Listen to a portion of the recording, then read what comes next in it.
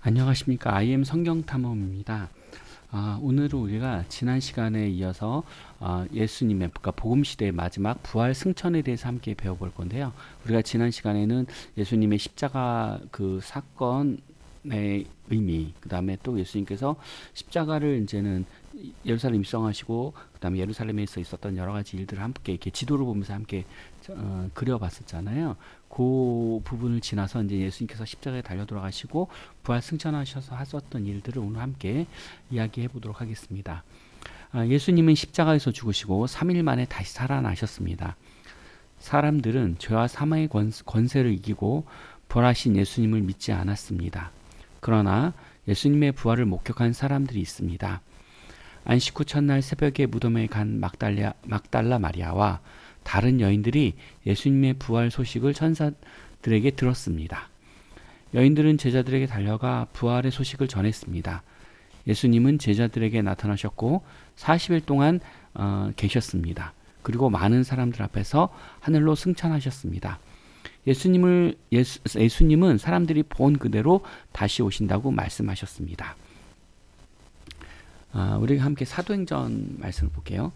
사도행전 1장에 해 받으신 후에 또한 저희에게 확실한 많은 증거로 친히 사심을 나타내사 40일 동안 저희에게 보이시며 하나님 나라의 일을 말씀하시니라.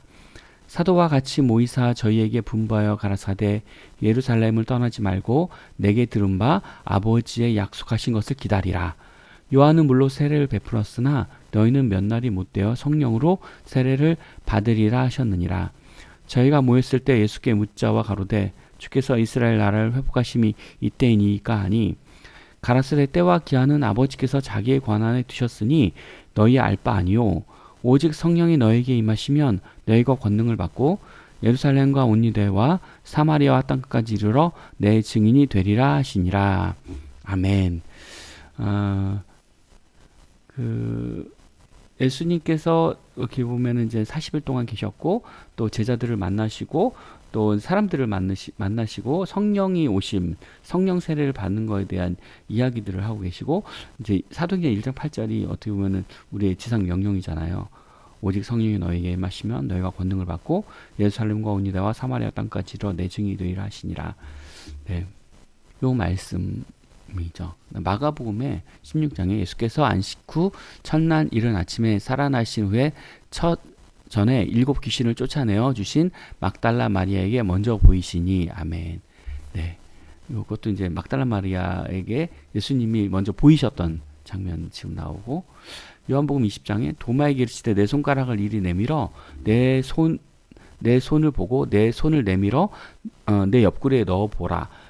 그리하고 믿음 없는 자가 되지 말고 믿는 자가 되라. 이렇게 도마에게 직접 이제는 부활하시고 도마에게 직접 이렇게 만나시고 도마가 믿지 못하니까 직접 만져보게끔 하신 거죠. 다음 마태복음 28장 그가 여기 계시지 않고 그의 말씀대로 말씀하시던 대로 살아나셨느니라. 와서 그의 누우셨던 곳을 보라. 아멘.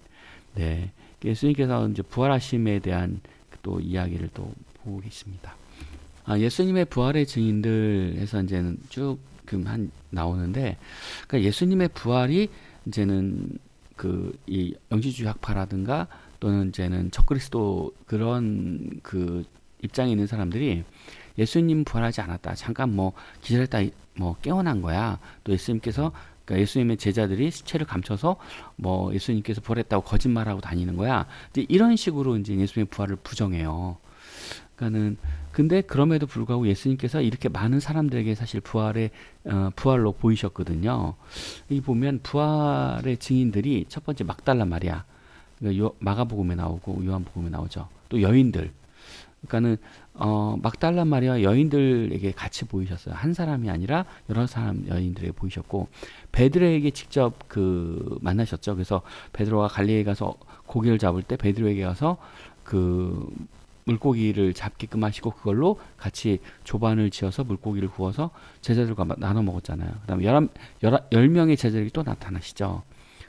그들에게 나타나시고 또 도마에게 나타나셔서 몸을 만지게 하시고 그 다음에 디베라 바다에서 7 제자를 만나시고 그 다음에 500여 명의 형제들에게 또 나타나세요. 그리고 감난산에서 500여 명의 무리에게 또 보이시고 또 승천하시거든요. 그래서 예수님의 부활을 본 사람이 꽤 많은 인원이 이제 본 거죠. 우리가 이제 함께 복습을 해봅시다.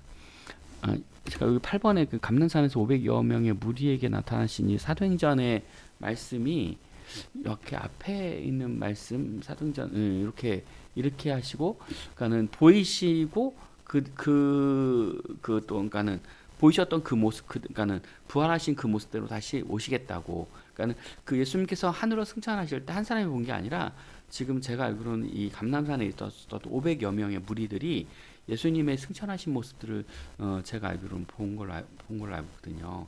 그러니까 상당히 많은 인원이 그 예수님께서 승천하신 장면, 그러니까 부활하신 장면뿐만 아니라 승천하신 장면도 본 걸로 알고 있어요. 그래서 여러분들이 예수님께서 승천하신 게 뭐 한두 사람이 본 게 아니라 500명 이상의 많은 사람들이 본 거거든요. 한번 복습해 봅시다. 예수님은 죽으신 지 며칠 만에 부활하셨나요? 네, 3일 만에 부활하셨죠. 그러니까 사흘이 이제 3일을 얘기하는 거니까 우리 숫자로는 3일 만에 부활하셨습니다.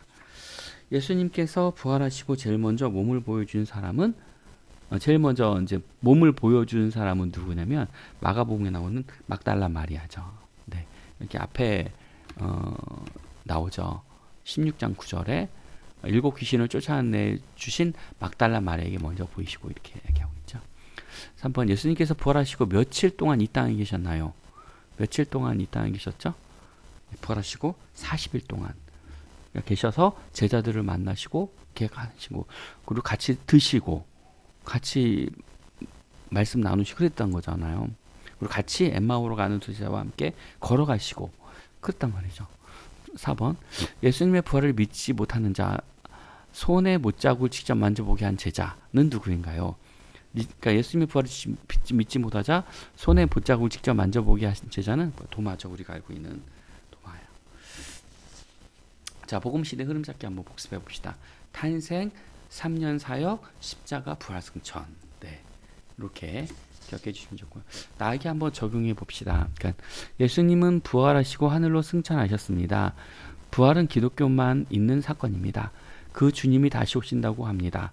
주님이 내일 오신다면 나는 지금 무엇을 해야 할까요? 이렇게 나와있어요. 그러니까 초대교회 성도는 서로 만날 때 샬롬이라고 하지 않고 마라나타 얘기했어요. 아멘 주여 어서 오십시오. 이렇게 얘기했거든요.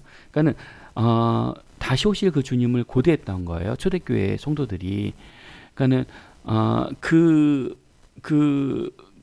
어떻게 보면 부활의 신앙, 그러니까 다시 오실 재림의 예수님을 기대하면서 그들이 매일매일 그 주님을 생각하면서 인사를 했던 거죠. 그리고 우리가 이제는 만약에 내일 주님 오신다면 나는 지금 무엇을 할까요? 내일 주님이 오신대. 그러니까 내 모든 일상을 내려놓고 내가 그럼 뭐 교회 가거나 아니면 예수님만을 찾아야 될까요? 그러니까 말씀하고 기도만 해야 될까요? 저는 이제는 좀 그런 건 아니라고 생각해요. 우리가 이제 예수님이 언제 오실지 모르잖아요. 그렇다고 해서 우리가 내일 당장 예수님 오신다고 해서 우리가 어디 뭐 산속에 들어가서 예수님만 기다리고 그럴지는 않아야 된다고 생각해요. 오히려 내가 예수님 오시니까 지금이라도 더 전도하고 믿지 않은 사람들을 지금 예수님 내일 오신대. 그러니까는 빨리 가서 너 믿어야 돼. 그러니까 믿지 못한 형제자매들 또 믿지 않는 내 친구들 믿지 않는 내 이웃들에게 가서 복음을 전해야 된다고 저는 생각을 해요. 내일 주님이 오신다면 가족들 특히 믿지 않는 그 가족들에게 내일 예수님이 재림하신대. 그러니까 너 지금 믿어야 돼. 급하게 믿어야 된다고 여러분 전하셔야 된다고 생각해요. 저는 그렇게 생각합니다. 그리고 내 일상들을 당연히 물론 살아야 된다고 생각하고요. 두 번째, 예수님의 부활에 대해 믿지 않는 친구들에게 이야기해보자. 저들이 믿지 않겠지만 복음을 전하는 것이 우리의 사명이니 이번 한 주간 실천해봅시다 얘기했는데 사실 친구들에게 복음을 전하는 게 쉽진 않아요. 왜냐하면 친구들 중에서 믿지 않는 사람도 있고 복음을 전했을 때 그거에 대해서 거부감을 일으키고 사실은 거부감을 일으키시는 분보다 그래 뭐 이렇게 너는 그렇게 믿어 이제 이렇게 얘기하는 친구가 사실 더 무서운 친구예요. 자기는 안 믿겠다는 거거든요. 자기는 교회 안 가겠다는 얘기고 그러니까 이렇게 그냥 흘러 넘기는 친구들이 사실 저는 더 어려운 것 같아요. 그냥 인정해 주는 거죠. 그래 너 인정해 너 크리스찬이야. 근데 난 안 믿어 이거거든요. 그래서 차라리 어떻게 보면은 나는 부활하신 예수님 난 믿을 수가 없어. 나는 성경 믿지 않아. 차라리 이렇게 솔직하게 얘기하는 친구가 저는 오히려 더 어떻게 보면 가망성이 있는 것 같아요. 제가 느끼기에는. 그래서 이제는 여러분이 친구들에게 한번 여러 명 있을 때는 사실 얘기하기 쉽지 않을 수도 있어요. 그냥 어떻게 보면 1대1로 만났을 때 내가 나의 하나님을 만난 그런 경험들, 또 내가 하나님 만났을 때 내 마음에 어떠한 감동이 있었고 내 삶이 어떻게 바뀌었는지 그런 것들을 그 친구에게 어떻게 보면 간증하는 거죠. 그 친구에게 내가 만난 예수님, 내가 만난 하나님을 그 친구에게 전함으로써 너도 한번 그 하나님 믿어볼래? 물론 우리의 삶이 팍팍하고 힘들어요. 다 힘들고 또 어떻게 보면 그 친구들이 한 번쯤은 교회 다녀본 친구들이었을 거예요.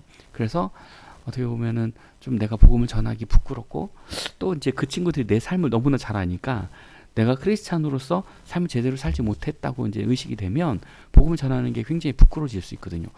내가 주님의 자녀로 제대로 살지도 못했는데 내가 어떻게 걔한테 복음을 전해?